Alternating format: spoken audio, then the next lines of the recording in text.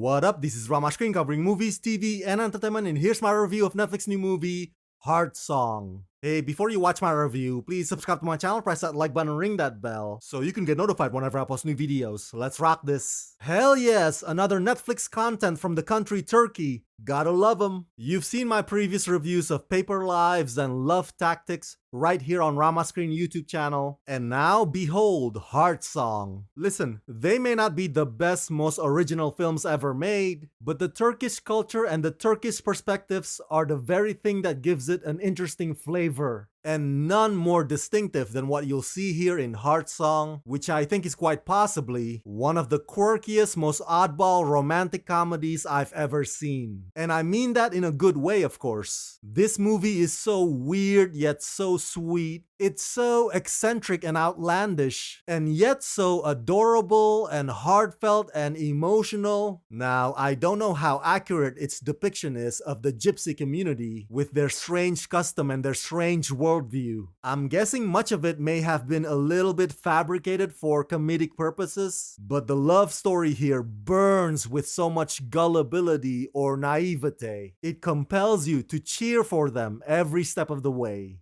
God created humans, then humans were bored, so she created Doms, a tribe of gypsy nomads with multiple talents. Piros is one of them.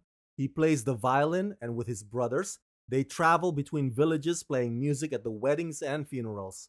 Piros falls in love with Sumbul, who is a bride at a wedding they play at. Sumbul's heart also falls for Piros in an instant. They start singing the exact same song, which they thought only they knew.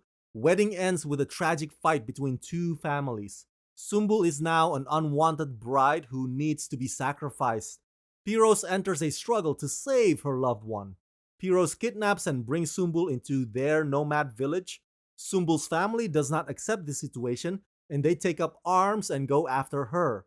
But Piros, with the help of his father Mirze, is determined to not give up. Yes, this is a Romeo and Juliet style type of story, but it's also the story of an old patriarch whose delusions of grandeur becomes the unlikely savior of this young new couple. The first few minutes of this film are some of my favorite parts, because writer-director Soner Kaner and his DP guide you on a tour of the whole gypsy camp to let you in on how they conduct their business, their modes of transportation, all the way to how they take showers. Their simple life, or the way they live, is like a combination of leftover or hand-me-down stuff from a nearby civilized town, and whatever rough items or uncouth animals they have roaming around. Unsophisticated and possibly unsanitary, yet at the same time, everything about it screams out creative, improvised, economical, just absolutely amusing through and through. Now, you know how in the wild or in nature, some animals would find their mate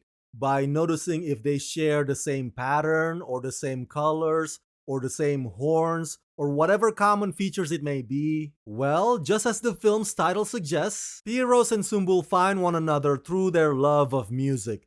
Their hearts are full of songs. It's the same tunes they keep repeating frequently, attracting them to each other, bringing them together. Piros doesn't know the first thing about being well-dressed, and Sumbul is a bit slow in understanding. They both have these childlike qualities about them that are on the same wavelength, if you will. That's how they know they're a match. That's how they know they're compatible. And the filmmaker created the antagonist as a form of condemning the old patriarchal abusive ways towards women versus the more compassionate patriarch embodied by the character Mirze. By the way, the actor who plays Mirze gives an utterly heartbreaking performance. But luckily, this is not a film that's designed to leave you in pieces. I think some audiences would watch this movie and just chalk it up to issues of mental health, but a counter argument can be made that Piros and Sumbul's plight or dilemma could easily happen just the same in a modern metropolitan setting. It's about pure, uncorrupted love in a world where disapproving eyes will always judge you. So why not just might as well take the leap without a single care of how crazy you might seem to others?